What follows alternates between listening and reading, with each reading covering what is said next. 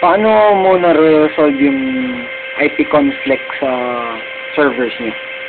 IT conflict, masyadong mahaba eh. So, gonna write it down na lang, baka hindi nyo maiintindihan kung expect ko isa-isa. Okay. Anong ginagamit yung connection sa network niyo? Yung wire? Category 5E.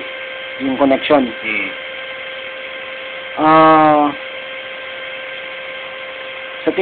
Para sa iyo, how routers work? Router, yun yung ginagamit para maka-distribute ng connection sa mga computers mo. Like file sharing or network connection. Okay. What type of routing connections your current network system is using? Ano klaseng connection? Yung WAN? LAN? O yung ganun? Sa amin, nagamit namin yung LAN na nakakabit sa ADSL. For short, DSL. DSL, okay. Kung nag-video conference yung ibang computer, paano mo na-prevent na hindi maglalag yung yung ibang PCs?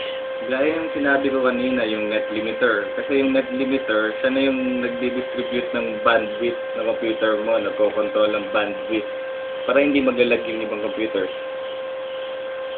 Okay.